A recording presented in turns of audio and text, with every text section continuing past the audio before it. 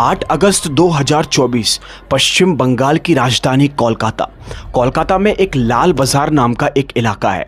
वहाँ पर एक मेडिकल कॉलेज स्थित है, जिस कॉलेज का नाम आरजीकर कॉलेज होता है। वहाँ की एक चेस्ट मेडिसिन डिपार्टमेंट की PG post graduate trainee doctor, जिसकी आज की रात नाइट शिफ्ट होती है।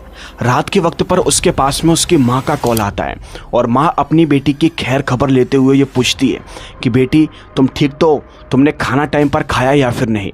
वो बेटी अपनी माँ से बात करते हुए बोलती है कि माँ मैं एकदम ठीक हूँ और अभी मैंने खाना नहीं खाया है। मैं अभी राउंड मारने के लिए हॉस्पिटल में एक बार जाऊँगी, देखूँगी कि किसी को क्या परेशानी है, जिसके बाद में मैं बाद में खाना खा लूँगी। वो इस तरीके से बोलकर अपनी माँ का कॉल कट कर देती है। अब बात करने के बाद ना उसकी माँ को तसल्ली हो चुकी थी कि चलो उनकी बेटी एकदम ठीक है, क्योंकि माँ बाप को हमेशा अपने बच्चों की फिक्र सताई रहती है। लेकिन उस माँ ने कभी सपने में भी नहीं सोचा होगा कि आज की रात उसने अपनी बेटी से लास्ट टाइम बात की थी।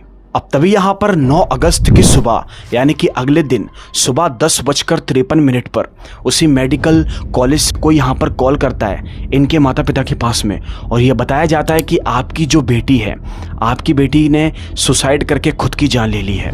उस लड़की के पिता के पास में ये कॉल आया था और जैसे ही माता पिता ने अपनी बेटी के बारे में जब ये खबर सुनी तो लिटरली उनके हाथ से फ़ोन छूट गया था और वो लोग रो रो कर उनका बुरी तरह से हाल हो चुका था कि अभी रात को ही तो बेटी से बात की थी, सब कुछ एकदम ठीक था, तो फिर आखिरकार उनकी बेटी के साथ में ऐसा कैसे हो सकता है। जब तक ये खबर उनके माता पिता को पता चली थी तो धीरे धीरे करके ये खबर आग की तरह पूरे देश के अंदर दोस्तों फैल रही थी। सारी नर्स, डॉक्टर्स और कई सारे लोग प्रोटेस्ट कर रहे थे, आवाज़ उठा रहे थे, क्योंकि उस लड़की की जो लाश थी जो कि उस मेडिकल कॉलेज से मिली थी, उसकी लाश की इतनी बुरी वाली हालत की गई थी जिसके बारे में मैं आप लोगों को लफ्ज़ों में क्या ही बताऊं। उसके शरीर का ऐसा कोई अंग नहीं था जहां पर चोट ना हो और उसके पूरे शरीर को दांतों से काटा भी गया था। उस लड़की के साथ में दुष्कर्म भी हुआ था और साथ ही साथ रिसर्च के अकॉर्डिंग उसकी जो नेक की बोन थी वो भी पूरी तरह से फ्रैक्चर पाई गई थी, जिसका मतलब ये था कि शायद उसकी गला दबाकर हत्या कर दी गई थी। बट जरा सोचकर देखिए कि एक ऐसी डॉक्टर जिसकी किसी से कोई दुश्मनी नहीं हो और वो सबसे प्यार मोहब्बत से बात करती हो, एक ऐसी डॉक्टर के साथ किसी की क्या दुश्मनी रही होगी जिसके साथ किसी ने इतनी भयंकर वाली हैवानियत कर दी हो। तो चलिए आओ मिलकर समझते हैं इस पूरे केस को और जानते हैं इस केस के पीछे का एक बहुत ही भयानक और काला चेहरा।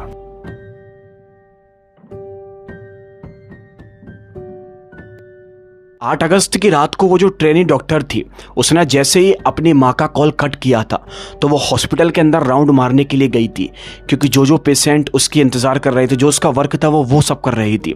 ये सब करते करते उसको रात के 2 बज चुके थे, रात के 2 बज गए थे, लेकिन उसने अभी तक खाना नहीं खाया था। इसीलिए उसने अपने सारे जो जूनियर थे उनके साथ में मिलकर खाना खाया, जिसके बाद में उसे हल्की हल्की नींद आ रही थी। इसीलिए दोस्तों वो फ़ौरन ही अपने एक सेमिनार हॉल में पहुँच गई थी आराम करने के लिए। उस सेमिनार हॉल उस मेडिकल कॉलेज के 4थी फ्लोर पर बना हुआ था। वो जैसे उस सेमिनार हॉल में आराम करने के लिए जाती है तो पूरी रात पता ही नहीं चलता कि आखिर उसके साथ क्या हुआ। लेकिन जैसी सुबह होती है तो सुबह के वक्त पर उसकी डेड बॉडी उसी के सेमिनार हॉल के अंदर मिलती है, जो कि इतनी ज़्यादा खतरनाक थी कि मैं आप लोगों को क्या ही बताऊं। उसके शरीर पर कई सारे चोट के निशान थे, कई सारे उसके चेहरे पर खून के धब्बे थे, जिसे देखकर ये समझ में नहीं आ रहा था कि आखिर इस मासूम सी डॉक्टर की इतनी बेरहम हालत किसने कर दी।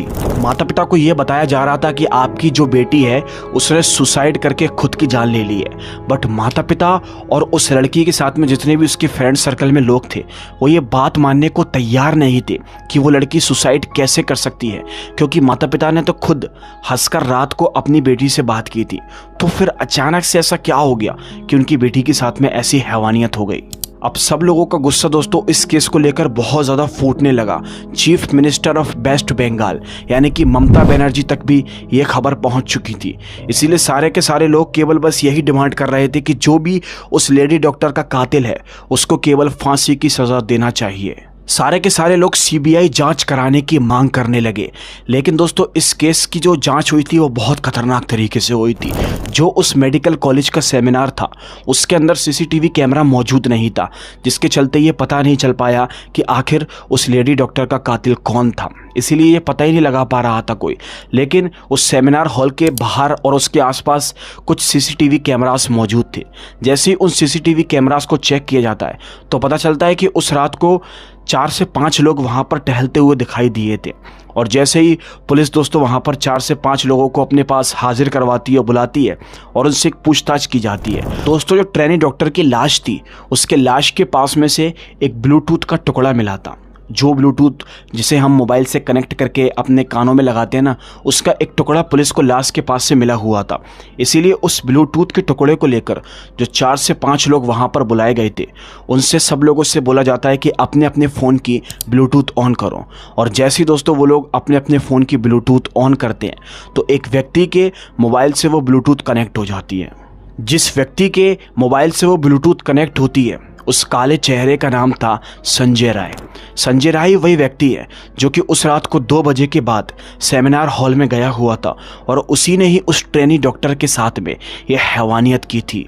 उससे कड़ी पूछताछ करने के बाद पुलिस को ये सारी बातें पता लगी और जैसे ही उस व्यक्ति का मोबाइल फ़ोन चेक किया जाता है तो सबके पैरों तलों ज़मीन निकल जाती है, क्योंकि वो जो इंसान था वो एक अडल्ट मूवी का एडिक्टेड था। वो अपने फ़ोन के अंदर अडल्ट मूवीज़ को देखा करता था, जिसे देखने के बाद उसने उस ट्रेनी डॉक्टर के साथ में ऐसी हैवानियत की।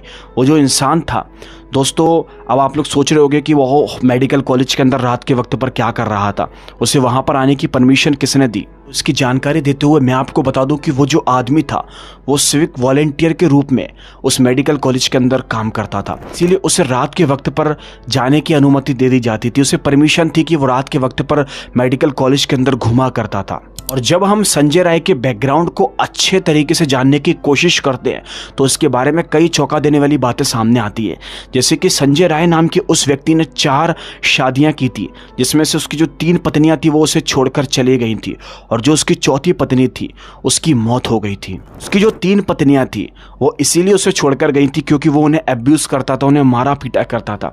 इस चक्कर में उसकी पत्नियों ने उसके साथ में रहना पसंद नहीं किया। संजय राय जो कि एक शराब एडिक्टेड भी था, वो शराब भी पिया करता था और कई मीडिया रिपोर्ट्स के मुताबिक ये भी पाया गया है जिस रात उसने उस ट्रेनी डॉक्टर के साथ में ये हैवानियत की थी, उस रात भी वो शराब पिया हुआ था। शराब के साथ साथ वो अडल्ट मूवीज़ का भी एडिक्टेड था।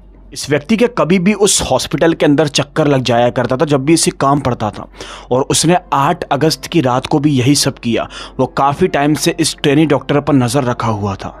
जिस रात उस मासूम डॉक्टर के साथ में ये हैवानियत हो रही थी, उस रात में उस सेमिनार हॉल के अंदर कोई भी सीसीटीवी कैमरा मौजूद नहीं था और साथ ही साथ वो जो सेमिनार हॉल था वो कुछ ऐसा था कि उसकी जो अंदर की आवाज़ें हैं वो बाहर नहीं जा पाती थी। इस चक्कर में किसी को रात के वक्त पता ही नहीं चल पाया कि आखिर उस सेमिनार हॉल के अंदर क्या हो रहा है। कुछ मीडिया रिपोर्ट्स के मुताबिक ये बताया गया है कि पहले उस ट्रेनी डॉक्टर के साथ में हैवानियत की गई थी, उसको दुष्कर्म किया गया था, उसके बाद में उसकी हत्या हो गई। लेकिन कुछ मीडिया रिपोर्ट्स ये भी कहती हैं कि पहले उसकी हत्या की गई थी, उसके बाद में उसके साथ दुष्कर्म किया गया था। हालांकि ये केस अभी रनिंग में है और क्या उस दरिंदे के साथ में कोई और भी उसका साथी था, ये सारी चीज़ें हमको कुछ ही टाइम में पता चल जाएंगी, क्योंकि अभी इसके ऊपर कड़ी से कड़ी रिसर्च की जा रही है और पोस्टमार्टम रिपोर्ट भी आना बाकी है। मुझे ना लिटरली शर्म आती है ये बोलते हुए कि आज की तारीख में हमारे देश की हालत ऐसी हो चुकी है कि अब डॉक्टर्स लोग भी सुरक्षित नहीं हैं। जिन डॉक्टर्स को हम अपना भगवान मानते हैं वो डॉक्टर्स के साथ भी अब ऐसी ऐसी घटनाएं निकलकर सामने आ रही हैं जिन्हें देखकर सुनकर दिल पूरी तरह से दहल जाता है। बस इस केस की मुझे एक चीज़ बहुत अच्छी लगी कि वो जो कातिल था उसको अरेस्ट कर लिया गया है और अभी 23 अगस्त तक पुलिस उसको रिमांड पर रखेगी, जिसके बाद ही कुछ फैसला आएगा। हो सकता है कि उसको कड़ी से कड़ी सज़ा मिल जाए और उस लड़की को न्याय मिलना भी चाहिए। ऐसे कातिलों को 1% भी नहीं बख्शना चाहिए। ऐसे कातिलों की ऐसी हालत कर देनी चाहिए कि जो अगला जो कातिल जो ऐसे घटना करने वाला है ये देखकर उसकी रूह बुरी तरह से काँप जाए। खैर, जैसे ही इस केस के बारे में मुझे कुछ पता चलेगा तो मैं आप तक इन्फॉर्मेशन ज़रूर पहुँचाऊँगा। आप लोग क्या सोचते हैं इसके बारे में मुझे कमेंट करके ज़रूर बताना। एंड हम मिलेंगे आपसे एक और दिल दहला देने वाले केस के साथ। तब तक के लिए आप लोग अपना बहुत बहुत ध्यान रखें, सुरक्षित रहें।